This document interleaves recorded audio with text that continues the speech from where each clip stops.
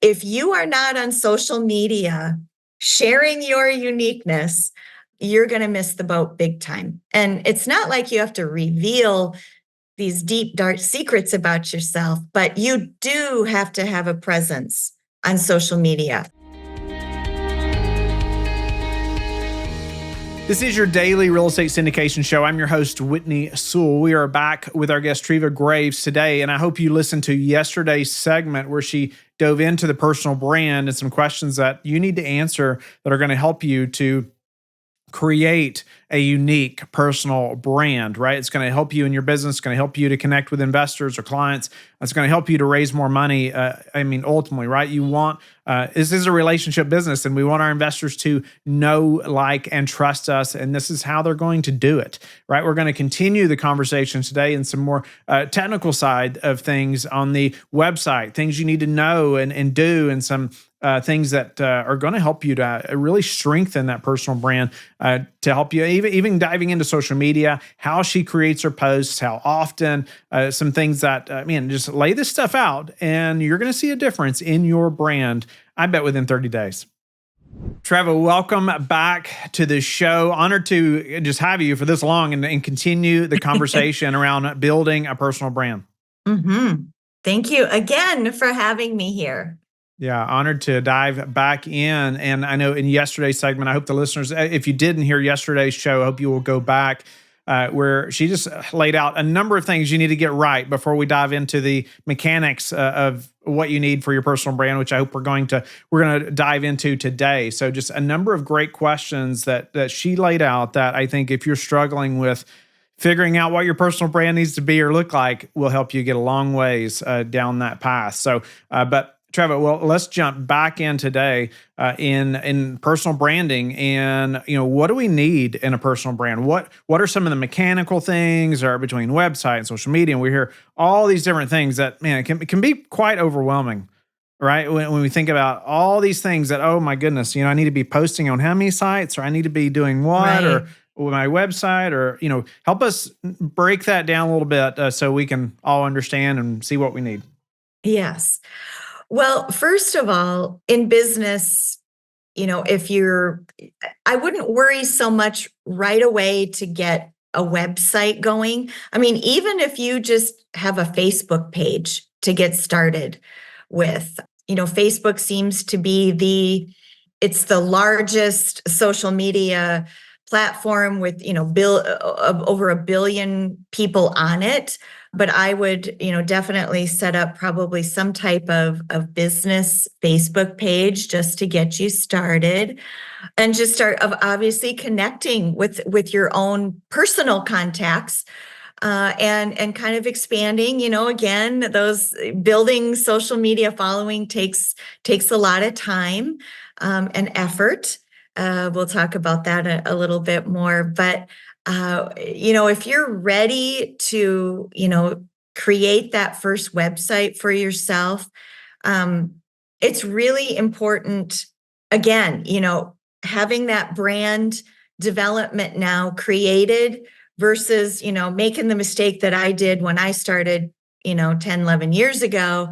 I was creating all these websites and doing all these things, but yet I forgot about the brand development. And so now you've got the brand development, you've got the problem you solve, your uniqueness, your message, who you are, what you stand for, your secret sauce, it's all ready to go. And you're building a following now, and you are ready for a website. One of the first things that I would think about are colors. And every color has a different feeling or a different meaning to it, right? Reds are more, vibrant, energetic, strong, passionate. Blues are trustworthy, classic. Greens are a little bit more earthy, harmonious, those types of things. But do a little bit of research on your colors, and those colors should match your personality. I think, a lot of times people, they may not give a whole lot of thought to color, but color truly matters. And remember, your brand is all about creating emotion and connectability, and colors do that as well. So colors matter, and even the font matters. So if your personality is big and bold, then choosing fonts that match that. If you're a little bit more feminine, elegant, depending upon, you and the audience that you are working with, you might want to choose something, that's a little bit more scripted. So fonts and colors matter. And I'd probably work with someone, like a creative person who does specialize in websites, can kind of help you with that. And they'll create this brand guide for you so that you know exactly your fonts and colors and all of that. And that should just flow seamlessly into any of your marketing materials or flyers or things that you create. So don't Yeah. forget about those. That's interesting detail, because I would say, early on, that is where I never placed enough importance on those things. On something, it seems so simple to the colors and font, right? And even just having that, just brand, those things that highlight our brand, and having them documented. So I know every time we create something on the website or a new page it needs to follow that, right? We didn't think about that in that detail early on. And I wish we had of, but okay. So let's say we have the color and the font, what's some of the next things? Yeah. Well, some businesses, well, I think most businesses have like a special logo. And maybe your logo is just your name, but have a creative person maybe come up with a cool way to present your name. My company is Bloom, so obviously that has something to do with a flower. Another part of my brand that I talk about sometimes is my love of flowers. And so, I may talk about that in some of my social media posting, but I've always felt that flowers are a symbol of growth, growing, thriving, achieving. That's kind of a part of my brand, and I help people do that. I help them grow, thrive, and achieve, and that's a flower. So I incorporated that personal side of me into my logo. And sometimes that works, sometimes, it doesn't. It just depends on what your business is, but your logo is really your visual identity. And so take some time and put some thought into what you would like your logo to be. Yeah. I find that a logo can be a major sticking point or hold up at times. Yes. It's like, oh, is it right? Should it be this? Oh, I don't really like it. All these things. But, how stuck should we be on, getting it just right? Or, could we change it later? Well, I would probably caution you on changing it later. That would be something I would not recommend, because this kind of becomes a part of you, your brand, what you're known for. And if you're changing things down the road, that might confuse your tribe, your audience. And well, why would they do that? So, I mean, if you're starting a completely different business, then absolutely you would have to do that. But I think your logo is something that should stay with you and your business, and don't overlook that. I mean, spend time on it and get it right the first time. All Yeah. right. What's after the logo? After we've gone through that hard process of figuring out what the logo is, I know. what's next?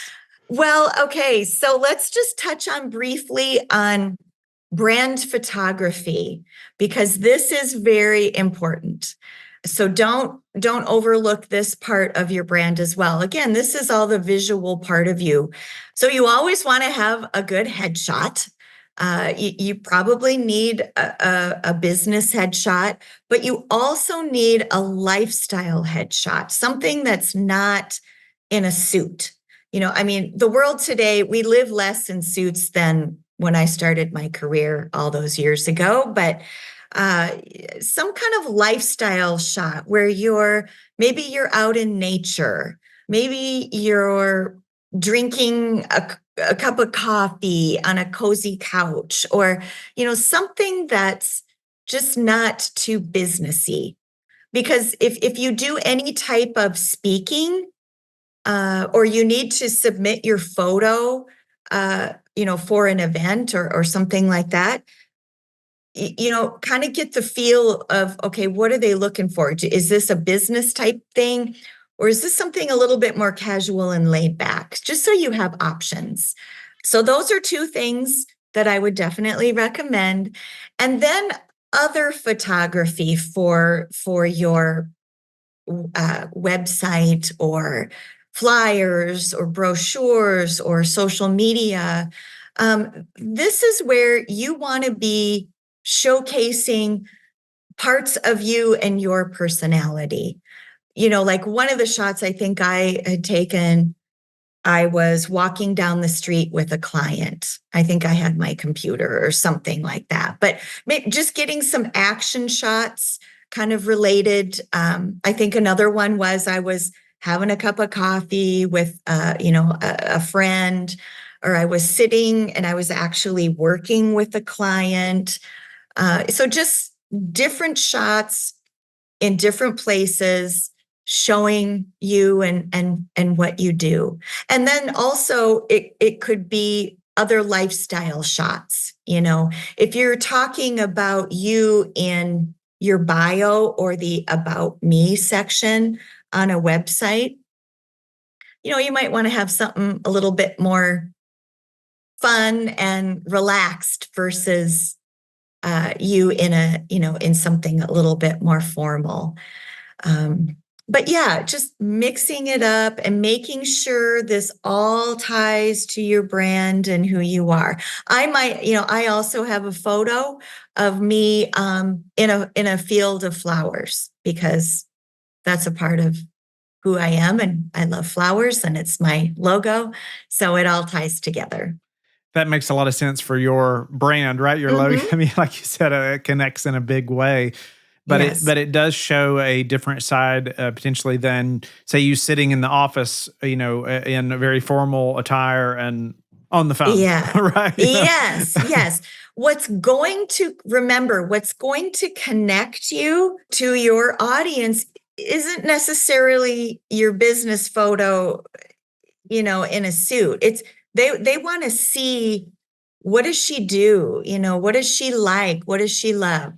Um, it's that emotional connection again. What grounds me and what connects me, the person out there, that he or she might also love flowers. They might love coffee. They might love whatever it is I'm talking about on social media. And I can talk a little bit more about that as well. But Yeah, I yes. think that's a great suggestion, and not typically focused on enough are those photos like you're talking about. And so I just did another. I've done this a few times, but another photo shoot, and I'll have this young lady come and spend the day with me almost. That's a really good Yes. photographer, and I have a friend that who ultimately follows me around and carries a bunch of shirts and jackets and and we just walk all over the place, getting all kinds of Yes. photos and but some of the points that you made I can relate to. We went downtown, around a number of places. We sat in a coffee shop.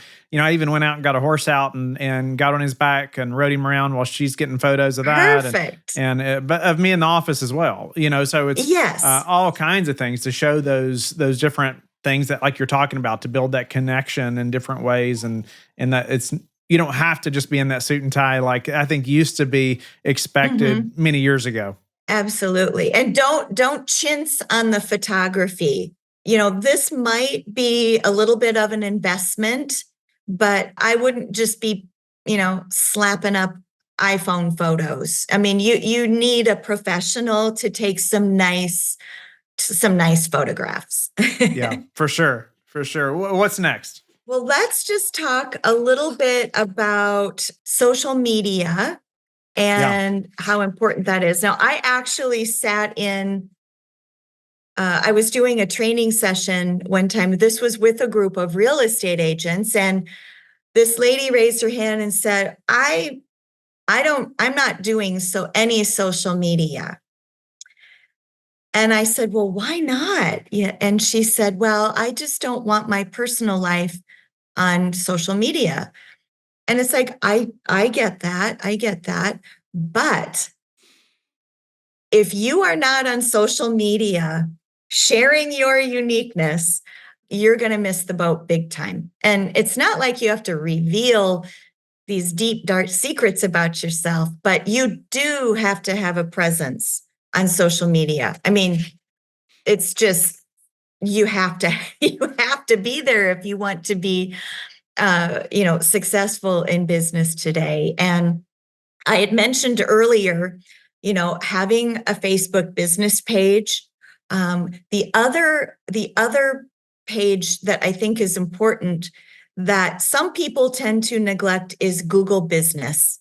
And Google Business is huge for SEO, just because Google is the biggest, provider of, the information highway. It's the biggest platform, and Google often. I'm not the SEO expert, but I do know that Google plays a huge part in, how much you're interacting, and they kind of follow those trends. And so, make sure that you have a Google business page. Make sure that all of that information, your business, your hours, your testimonials, encourage clients to go there to leave you positive reviews. The more active you are on there and the more testimonials that you gain, the higher that SEO will go. But SEO fluctuates, it might be higher, it might go lower at times. But just make sure and post on there too. I mean, you can do a social media post on Google. That was something, honestly, that I neglected to do a few years ago when I was starting out. But I do see the value of it now, and also helped my website traffic. So don't forget about Google. Yeah. Well, I guess dive in a little more on maybe what platforms you would suggest focusing on, Yeah. and how often to post. Let's talk about a few of those things. Yes. Well, platforms. Here's the deal. I would not recommend being on every single platform, because each platform is a little different. We know that Instagram is very visual, right? TikTok is all about videos, of course. LinkedIn is, more businessy. Facebook is kind of everything, everything really. Depending upon your business, go where you think, where your clients and potential clients are. I focus on two. Number one, LinkedIn. For me, that's where my world sort of lives. And so I tend to focus more on providing my content and my newsletters on that platform. If you are someone who is a cook or something like that, LinkedIn is probably not for you. You're going to want to be on Instagram or Pinterest. So picking one or two platforms, as I mentioned, LinkedIn for me, and then Facebook is my other platform. If you're trying to be on too many platforms, you're probably going to go crazy trying to keep up with all of them and finding time to sit down and write content and post on all of those. So be active in the two platforms at the very most that that your audience lives in. And I would aim for 3 posts a week. If you have time, you can post all you want every single day. But if you can get 2 to 3, 3 is kind of the magic number, then you're doing really well. Yeah, I think it's some really good suggestions, and to not be overwhelmed too. Like, just focus on these two platforms, and maybe you grow into more later. But it's like, let's get this done first, right? And then Yes. the goal of 3 posts per week, I think even that though can sound overwhelming, right? Like, how do I have that much to talk about? What do I come up with? Help get past, because I hear this all the time. I struggle with this too. It's like, Yeah. okay, what's some more content I can come up with? How do you help, or how do you come up with, just Mhm. the consistent content and the thought creation and maybe some processes you use to do that? Yes. Okay. Well, what I do is I take, I kind of chunk block my time out for the week. And so I spend probably sometimes for sure 2 hours, about 2 hours, I would say, sometimes a little more, but about 2 hours a week I spend strictly on content creation. And what I do is I always try to provide some type of value. I mean, if your post is not providing any value, it's not going to get very many impressions or likes or follows or whatever you want to call it. But always provide some kind of value in it. Now, I might, for myself, being a coach and a speaker, I might have a selling post where I'm trying to sell my service once a week. You don't want to be salesy every single time because people get turned off by that. So I might provide one post is a selling. My second post might be some kind of inspirational quote or, Monday motivation, something to kick off the week that provides a little inspiration. And then, my third post might be here are 3 steps to building your personal brand, or here are 3 mistakes to not having a personal brand. So, something with a little meat to it. Now, maybe you don't want to do an inspirational post and you want to provide steps or strategies or, something that requires some kind of like, oh, that's what I need to do. But, one or two of those and maybe a selling post with an inspiration kicked in there Yeah. somewhere. I love that. Just the way you laid that out there. Even the going back to the time blocking just for a moment. It's like, Yeah. thinking through when are you going to do that this week and really being intentional, putting that on the calendar. I feel like I'm constantly looking at my calendar, like and thinking through how to better use my time. It's a major struggle, right? But this is something that is that important, right? Blocking it out. Mhm. And not having the distractions, I feel like, for a few hours, so you Yes. can think through those things, right? And so you find, in that, say you said 2 to 3 hours per week, you can come up with those 3 posts, for the week or for the next week or, something like that. Yes. And I use a scheduler to help me schedule the content. I use Mhm. buffer.com. I just have the free version. I can go in and post on several different platforms, but I just have my two that I mainly use, as I mentioned. But all the platforms are in there. You pick which ones you want. You write your content. You pick the time to post it, and then it posts for you. So you're not having to go into each platform and doing, and scheduling and writing. So that helps. Another thing that you could do is if you're struggling for content, go to Google Trends and see what's trending right now.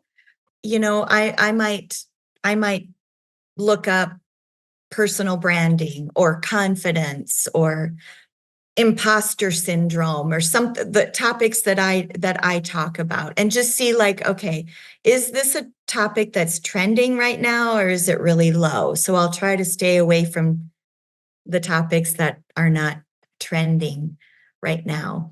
But the beautiful thing I would be cautious of, but it's also a time saver, of course, is AI. And AI is super popular right now, of course. I use AI. I might write my post out and then I might throw it into AI just to see what it does. But I always want my post to be my voice, not somebody else's, not some fake robot. But AI can kind of help you out. It's not always accurate, as we all know, but a lot of people use it. And I would use it with caution, but you always want to stay true to your brand voice. If this sounds like something that you wouldn't say, I would not use it, because people will say, oh yeah, that's AI, that's Chat GPT or whatever. So just Yeah. be cautious of that. I wondered, and unfortunately, we're running low on time. I could talk about this a long time and would love to Yeah. learn from you. But I wondered when AI was going to come out, because I know people are asking about that. I mean, it even came up last night in the small group I'm in. It's like people are talking about how they're using AI or writing emails with AI or whatever it may be. Yeah. I think you said it well, that you have to be careful that it's still your voice, right? Yes. That it's Right. not a machine using words that you would never use. Right. Treva, any other last tips around this that you would leave us with, before we move to a few final questions? I would just say that don't be afraid to put yourself out there. Sometimes, I run into people who need to have all the ducks in the row, or, everything has to be perfect. And you know what? It doesn't have to be perfect. Tweak it along the way, but just get yourself out there. Be visible. Don't be afraid to share. I know we live in a world today where, everybody's got their opinion on something.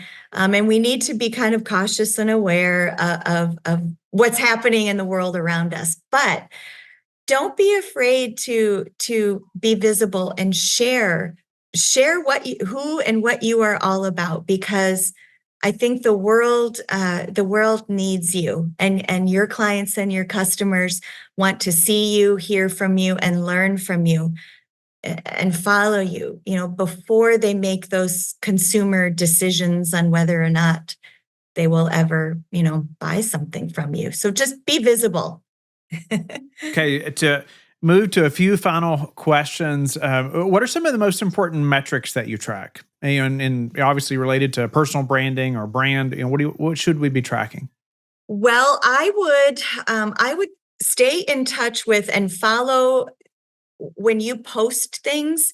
See what's clicking. Look at the impressions, the likes, the follows. If you're posting things and it's getting low impressions, or nobody's interacting and engaging with you, and it's important to have that call to action in your post, like drop a comment, something. You want to have them do something. But if nobody's engaging or interacting and with you, then you need to change it up a bit. And so you're going to have to connect with someone who can help you with your social media posting. So keep track of those types of things. What habits are you disciplined about that have proven success for you? I feel that my consistency with posting matters. If you are not consistent, if you post, one week it's once, and the next week it's four, and then you don't post for 3 weeks, you're going to lose your audience. And so it's consistency, consistency, consistency. If you're going to commit to doing it 3 times a week, then you better do it, better do it 3 times a week. So that would be what I would share with you, is just be consistent. What's the number one thing that's contributed to your success?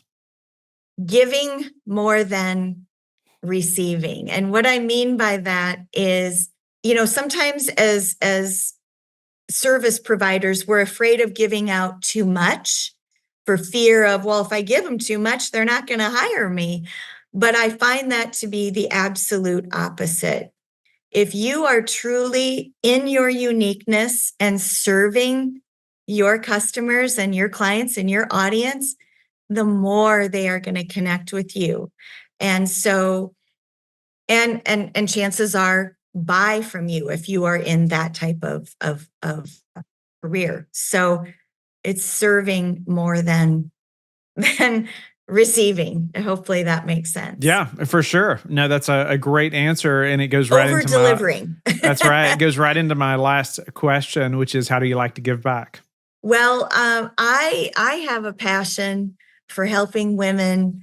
There's an organization that I love. It's called Dress for Success, and it's helping women outfit themselves that are in disadvantaged situations and they're re-entering the workforce. And so I give a lot of my time and passion into helping those women present themselves and nail those job interviews and feel good about themselves and get the job that they want. Wow, that's an interesting way to give back. It's a neat group. That's really neat. Yes. I've not heard of that before. So thanks for giving back in that way, but also thanks for giving back to us over 2 days here, 2 segments, and really diving into a number of just very practical action items that I think most of us, if we really took the time to sit down and plan it out, could make happen, right? And would probably in a month or 2 months, we would see a big difference, in our hopefully personal brand or at least our business, right? And so grateful for your time and of course, and to meet you. Tell the listeners again how they can get in touch with you and learn more about you. Yes. If you go to bloompersonalbranding.com, you will find all kinds of information about me, who I am, what I do. And if you are ready to work on your personal brand and need help and assistance, just go to my contact page, book a free call with me, and I can help you get started. Thank you for being with us again today. I hope that you have learned a lot from the show. Don't forget to like and subscribe. I hope you're telling your friends about the Real Estate Syndication Show and how they can also build wealth in real estate. You can also go to lifebridgecapital.com and start investing today.